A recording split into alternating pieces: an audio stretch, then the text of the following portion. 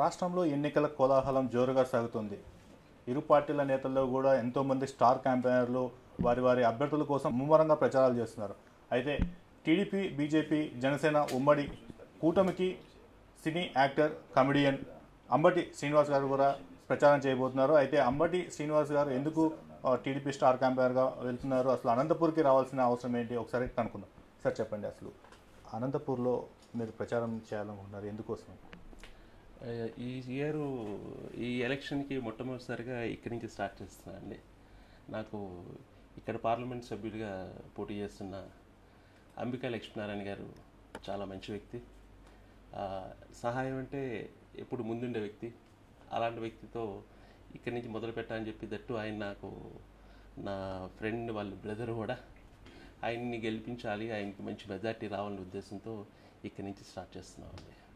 ఇంకోటి ఏంటంటే అందరిలాగా ఏదో చేసేద్దామనే ఆలోచన కాదు ఆయనకి. ప్రతి పని కూడా ఉపయోగపడాలి అనే విధంగా ఆయన ఆలోచిస్తున్నారు. ఆలోచన విధానం చాలా బాగుంది.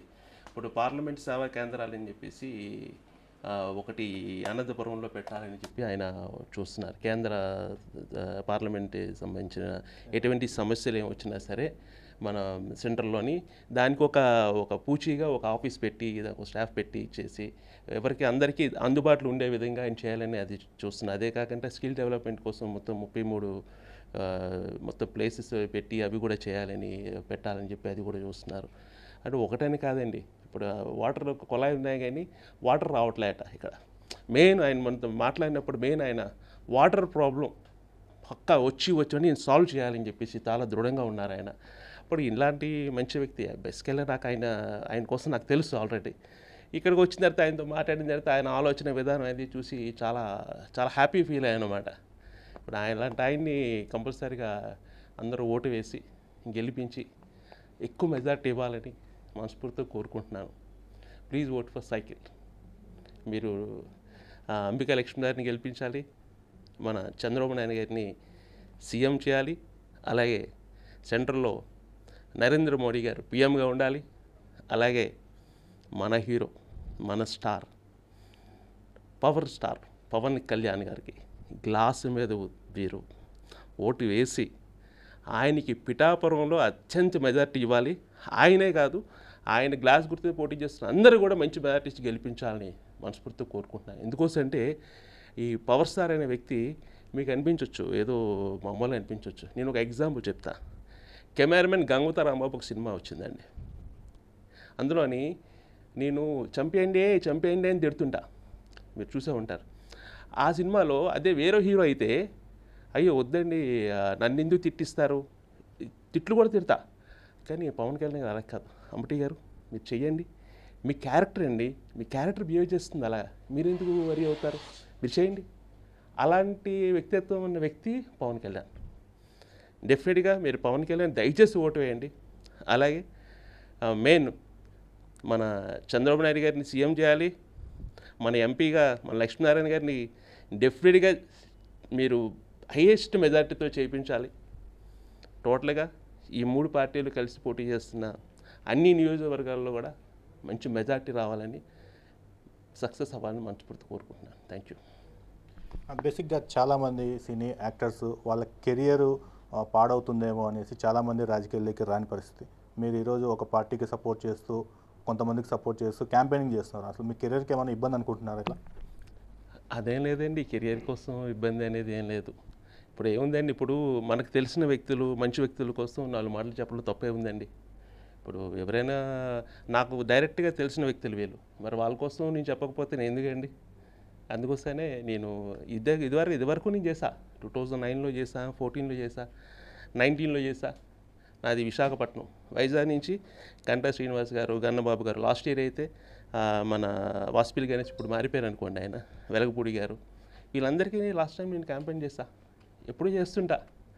అంటే క్యాంపెయిన్ అంటే మంచిని మంచిగా చెప్పడం కోసం, మనకు తెలిసిన మంచి వ్యక్తులని గెలిపించుకోవడం కోసం ఒక ప్రయత్నం. డెఫినెట్గా జనాలు కూడా, మీకు కూడా తెలుసు ఏది మంచి ఏది చెడ్డ అనేది. కంపల్సరీ మంచి అనుకునే వైపు అందరూ ఉంటారని చెప్పి నేను కూడా ఆశిస్తున్నాను. ఎందుకు మీకు రాజకీయాల మీద ఇంత ఆసక్తి ఎందుకు కలిగిందంటారు? రాజకీయాల మీద ఆసక్తి అంటే నాకు ఊహ తెలిసిన నుంచి ఎన్టీ రామారావు గారంటే నాకు ఒక అభిమానం. అందుకోసమే ఆయనతో ట్రావెల్ చేయాలి, ఆయన పార్టీ కదా అని చెప్పి చేద్దామని చెప్పేసి కూడా నాకు ఇంట్రెస్ట్. జూనియర్ ఎన్టీఆర్ కూడా నాకు బాగా నాకు ఆయన కూడా చాలా నాకు వన్ ఆఫ్ ద బెస్ట్ అంటే నాకు ఆయన బాగా ఇదన్నమాట. అందుకోసం ఆ తాతగారి పార్టీ డెఫినెట్గా చేయాలి. చంద్రబాబు నాయుడు గారు మంచి రూలింగ్ చేస్తారు. ఇప్పుడు ఈరోజు ఒక్క మాట చెప్తానండి. ఇప్పుడు మొత్తం సొసైటీలోని మన ఏపీలో అనుకుందామండి, ప్రతి ఇంట్లోకి వెళ్ళి అడగండి, ఒక ఇంట్లో సాఫ్ట్వేర్ ఇంజనీర్ ఉంటున్నాడు. ఇదివరకు ఆయన రాకముందు అలా ఉండేదా? హ్యాపీగా వాడికి 50,000 1,00,000 రూపాయలు 2 లక్షల రూపాయలు శాలరీ తీసుకుంటున్నారు. ఇదివరకు లైఫ్ అలా ఉండేది కాదు. ఆయన వచ్చిన తర్వాత లైఫ్ అలా మారింది. ఇంకా మారుతుంది. ఇప్పుడు మనం డివైడ్ అయిపోయాం ఏపీ తెలంగాణ అని చెప్పేసి. అయిపోయిన తర్వాత మనం ఎంతో నష్టపోయాం. మనకు తెలుసు ఆంధ్రప్రదేశ్ ఏ విధంగా నష్టపోయింది అనేది. మనకు ఒక క్యాపిటల్ కూడా లేదు. ఆయన ఉన్న 5 ఏళ్లలో అమరావతిని పెడితే మొత్తం యావత్ ప్రపంచం అంతా అమరావతి ఏంటని చెప్పేసి చూసింది. ఏంటి అమరావతి పెట్టారు ఏంటి అని చెప్పేసి. మరి ఇప్పుడు మనకి క్యాపిటలే లేదు. ఇప్పుడు స్టిల్ ఎలక్షన్స్ వచ్చేస్తున్నాయి. మన క్యాపిటల్ అంటే ఏం చెప్తాం? పిల్లలకి మీ క్యాపిటల్ అంటే ఏం చెప్తున్నారు?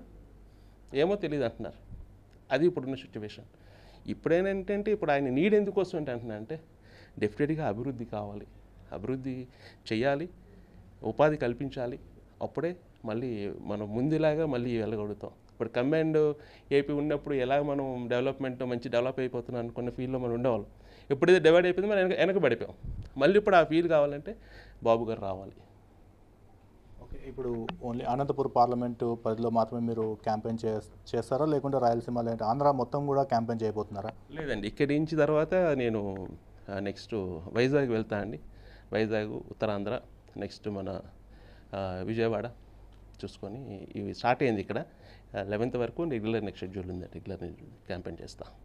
ఇప్పటికే హిందూపూర్లో హీరో నందమూరి బాలకృష్ణ ఎమ్మెల్యేగా 2 సార్లు కొనసాగారు, 3వసారి హ్యాట్రిక్ పైన కూడా కన్నేశారు. ఆ నియోజకవర్గంలో కూడా మీరు ఏమన్నా వెళ్ళి పర్యటించే అవకాశాలు ఏమైనా ఉన్నాయి? అక్కడికి నందమూరి బాలకృష్ణ గారు ఉన్నారు. అవకాశం ఉంటే అక్కడికి కూడా వెళ్తాను. అక్కడ ప్రజలు కూడా చెప్తున్నాను, హిందూపూర్లో కూడా మీరు ఇప్పటివరకు ఇచ్చిన మెజారిటీ కంటే హై మెజారిటీ ఇవ్వండి తెలుగుదేశం పార్టీకి. కంపల్సరీగా సైకిల్కి ఓటేయండి. డెఫినెట్గా అభివృద్ధిని మేము కోరుకుంటున్నామనే నిజాన్ని ప్రూవ్ చేయండి. Please vote for cycle. Chandrababu నాయుడిని సీఎంని చేయాలి. ఇది 100% పెట్టుకోండి మనసులో. ఎందుకోసం అంటే ఈసారి ఆయన ఇంత ఏజ్లో కూడా ఆయన కష్టపడుతున్నారు. డెఫినెట్గా మన భవిష్యత్తును మన బంగారు బాటలో పెట్టి వాళ్ళు ఆయన ఇస్తారని చెప్పి 100% నేను నమ్ముతున్నాను. మీరు నమ్మండి. Please vote for cycle. ముఖ్యంగా చెప్పండి, పవన్ కళ్యాణ్ పిఠాపురం నుంచి పోటీ చేస్తున్నారు. చాలామంది పవన్ కళ్యాణ్ అభిమానులు కావచ్చు, మీ సినీ ఇండస్ట్రీ నుంచి కూడా చాలామంది యాక్టర్స్ పిఠాపురంకి వచ్చి పవన్ కళ్యాణ్కి గెలిపించాలని చెప్పేసి ఆ ఓట్లను అయితే అభ్యర్థిస్తారు. కొంతమంది ప్రతిపక్ష పార్టీ నేతలు మొహాలకు రంగులు వేసుకునే నేతలు వచ్చి ఓట్లు అడిగితే ఇక్కడ వేస్తారా, వాళ్ళ సమస్యలు మీకు ఏం తెలుసు అని చెప్పి కూడా కామెంట్ చేస్తున్నారు. సార్ ఇప్పుడు ఒకటి చెప్తానండి. ఒకప్పుడు చిరంజీవి గారు వచ్చారు, ఆయన్ని మిస్ చేసుకున్నారు మీరు. ఎందుకోసం అంటే యాక్టర్ ఒక రూలింగ్కి వస్తే అది వేరు. వాడికి మేము తెలియదు అనుకుంటారు, వీళ్ళు సినిమా యాక్టర్లు కదా, వీళ్ళు కష్టకాలు ఏం తెలియదు అనుకుంటారు. అట్ ద సేమ్ టైం ఒకటి చెప్తున్నాను మీకు, అది ఏసీ రూమ్లో అయినా పనిచేస్తారు, కాలువలో దిగి కాలువలో వర్క్ చేయాలన్నా సరే ఆ యాక్టర్ చేస్తాడు. వాడికి కష్ట సుఖాలు ప్రతిదీ కూడా తెలుసు. డెఫినెట్గా మీరు ఒకసారి చిరంజీవి గారిని మిస్ చేసుకున్నారు. ఈసారి అట్లీస్ట్ పవన్ కళ్యాణ్ గారి విషయంలో మీరు మిస్ చేసుకున్నారా, మనంత దురదృష్టవంతులు ఇంకొకరు ఎవరు ఉండరండి. పక్కా చెప్తున్నాను. ఇప్పటికైనా ఆలోచించండి. ఎవరు వర్క్ చేసేవాళ్ళు, ఎవరు వర్క్ చేయని వారు ఆలోచించండి. 10 ఏళ్ల పాటు పవన్ కళ్యాణ్ గారు ఇప్పుడు వచ్చి మీకు సేవ చేస్తూ ఉంటున్నారంటే ఆయన ఎన్నో రకాల సేవలు చేస్తున్నారు, ఎన్నో చేస్తున్నారు. ఆయన్ని గెలిపించుకునే హక్కు మీకు లేదా? మీది కాదా? మీ హీరో కాదా? మీరు గెలిపించరా? 10 సంవత్సరాలు ఉత్తిన ఆయన వర్క్ చేస్తున్నారా? మన కోసమేగా చేస్తున్నారు. ఎందుకు గెలిపించుకోరు మీరు? పక్కా గెలిపించుకోవాలి. పవన్ కళ్యాణ్ గారికి 100% హై మెజారిటీ, ఎమ్మెల్యేలో హైయెస్ట్ మెజారిటీ ఆయనకే రావాలి. అంత ఓటింగ్కి ప్రతి ఒక్కరు మే 13వ తారీఖు కంపల్సరీ ఓటు వేయండి. కంపల్సరీగా హై మెజారిటీని ఇవ్వండి. పవన్ కళ్యాణ్ అభిమానులు కాదు, ప్రతి ఒక్కరు కూడా ఓటు వేయాలి ఆయనకి. ఎందుకంటే ఆయన చేసేవి, ఆయన మనస్తత్వం మీకు తెలియదు, మాకు తెలుసు. ఆయన హోదాని నాకు ఈ సిస్టమ్ నాకు ఎంత ఉంది అంత ఉంది అలా ఉండాలని చెప్పి ఉండరు. ఈవెన్ లొకేషన్లో కూడా ఆయన కింద కూర్చుంటారు, తెలుసా మీకు? పెద్ద ఆర్టిస్ట్ చిన్న ఆర్టిస్ట్ని కూడా వాల్యూ ఆ వేరియేషన్ కూడా చూపించారు. ప్రతి ఒక్కరిని ఏమండి అని పిలుస్తారండి, ఏమండి అని చెప్తారు. అంత రెస్పెక్టబుల్ పర్సన్ పవన్ కళ్యాణ్. డెఫినెట్గా పవన్ కళ్యాణ్కి ఓటేయండి, ఆయనకి హై మెజార్టీని ఇవ్వండి. లేకపోతే చెప్తున్నాగా చిరంజీవి గారు కూడా సాయం చేసే తత్వం. చిరంజీవి గారిని మిస్ అయ్యారు. ఎందుకోసం అంటే ఈ రాజకీయ దీంట్లో ఆయన్ని కరెక్ట్గా ఇచ్చేసుకోలేకపోయారు మీరు, అంతే. మనం ఏం చేయలేం, మనమే మిస్ అయిపోయాం, మీరు కాదు, మనందరం కలిసి మిస్ అయ్యాం. ఆయన ఎంత సేవ చేస్తారో తెలుసండి.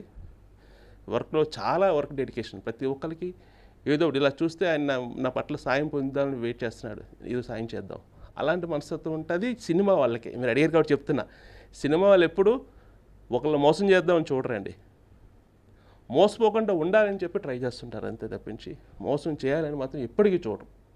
ఆల్వేస్ వాళ్ళు హెల్ప్ చేస్తూనే ఉంటారండి. గతంలో కూడా పవన్ కళ్యాణ్ అన్న చిరంజీవి పార్టీ పెట్టి సొంతంగా తర్వాత పార్టీని విలీనం చేసి ఆయన అంతగా ఆయన వెళ్ళిపోయాడు. సేమ్ అదే పరిస్థితి ఈరోజు పవన్ కళ్యాణ్ కూడా ఒంటరిగా పోటీ చేసే దమ్ము ధైర్యం లేక బీజేపీ టీడీపీతో పొత్తు పెట్టుకొని ప్యాకేజీలు తీసుకుంటారని చెప్పి కూడా విమర్శిస్తున్నారు చాలామంది. అవన్నీ తప్పండి. మీరు చిరంజీవి గారి కోసం మాట్లాడారు కాబట్టి చెప్తున్నాను. ఆయన వేరే పార్టీకి వెళ్ళిపోయారు, పార్టీ విలీనం చేస్తారు కాదండి. ఈ రాజకీయ వ్యక్తుల ముందు ఆయన తట్టుకోలేక ఆయన ఈ మంచి మనిషికి అతిగా ఇది చేస్తే ఏం చేస్తారండి? ఒక మంచి వ్యక్తిత్వం ఉన్న వ్యక్తికి ఎంత చేయాలైనా ముందుకెళ్తుంటే అలా వెనక్కి తోస్తుంటే ఏం చేస్తారు ఆయన మాత్రం? దానికోసం ఆయన పక్కకు వచ్చారు తప్పించి ఇంక ఎందుకు అనవసరంగా నేను ఎంత చేద్దామన్నా సరే. ఒకప్పుడు మీడియా ఎన్టీ రామారావు గారి టైంలో మీడియా వేరు, ఇప్పుడు ఇది వేరు. అప్పట్లో ఇంత ఉండేది కాదు కాబట్టి మంచిని మంచిగా వస్తుండేది. కానీ ఇప్పుడు ఏంటి, ఒక మంచిని కూడా చెడుగా చూపిస్తున్నారు, ఆ చెడుని మంచిగా చూపిస్తున్నారు. అంతా మీడియా వాళ్ళ చేతిలో ఉంది. ఇప్పుడు వాళ్ళు కొంచెం అనుకొని మంచి వాళ్ళని మంచిగా చేద్దామనే భావన ఉన్న వాళ్ళు చాలామంది ఉన్నారు. అలాంటి వాళ్ళందరూ ఏకమై ముందుకొస్తే డెఫినెట్గా మంచిగా ఇదవుతారు. పవన్ కళ్యాణ్ గారి కోసం మీరు ప్యాకేజ్ స్టార్ ఇవన్నీ అంటారు కానివ్వండి, అవేమీ కాదండి. ఆయన కేవలం సేవ చేయాలని చెప్పి ఒక భావనతోనే ఇండస్ట్రీ నుంచి రాజకీయాల్లోకి వచ్చారు. ఆయన సేవ చేద్దామని చెప్పేసి ఈరోజు కూడా మీరు చెప్తే నమ్మరు, ఆయన ఏ ఒక్క ఆర్టిస్ట్ని వచ్చి నాకు క్యాన్వాస్ చేయండి, నన్ను ప్రమోట్ చేయండి, తిరగండి అని చెప్పి ఏ ఒక్క ఆర్టిస్ట్ని ఆయన అడగరు. ఆయనతో ఒక ఆర్టిస్ట్ని కూడా తీసుకొని వచ్చి నేను చేస్తానన్నా సరే అవసరం లేదు, మీ షూటింగ్ మీరు చేసుకోండి, నేను చూసుకుంటాను, మీ కెరీర్ ఎందుకు మీరు పోగొట్టుకుంటారు అనే తత్వం ఉన్న వ్యక్తి పవన్ కళ్యాణ్ అండి. అలాంటి వ్యక్తి మీరు చెప్పినట్టుగా బయట ఏదో అన్నట్టుగా అవన్నీ నిజాలు కాదు.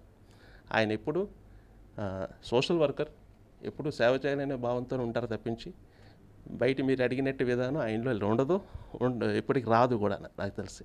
బేసిక్గా చాలామంది చెప్తుంటారు పవన్ కళ్యాణ్ ఇప్పుడు సేవ చేయడానికి వచ్చారని మీరు చెప్తున్నారు. సేవ చేసే వ్యక్తి సొంతంగా పార్టీ పెట్టాడు, రాష్ట్రం మొత్తం 175 నియోజకవర్గాల్లో 175 మంది అభ్యర్థులను కూడా నిలబెట్టుకోలేని పరిస్థితిలో ఈరోజు పవన్ కళ్యాణ్ ఉన్నాడా అని.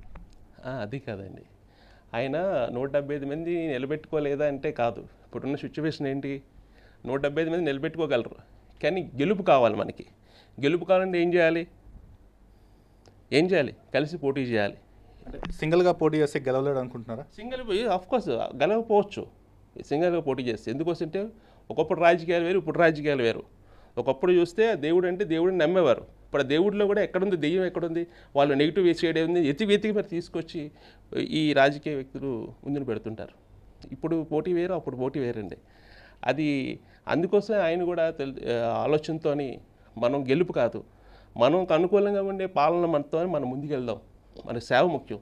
మనకి ఈ సీఎం చైర్లు, ఈ 175 పోటీ చేసి ఇవన్నీ కాదు మనకు కావాల్సింది. మన అనుకూలమైన గవర్నమెంట్ తెచ్చుకుంటే అట్లీస్ట్ మనం ఇవ్వాల్సిన సేవలు ఇవ్వచ్చు అనే ఉద్దేశంతో ఆయన ఈరోజు ఇలా చేశారు. ఓకే అండి.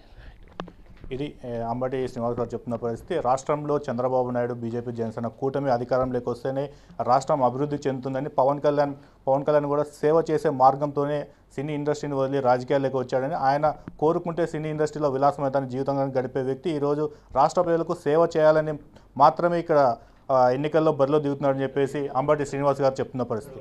నేను మీ రవితయ్య, ఏబీపీ దేశం, అనంతపురం.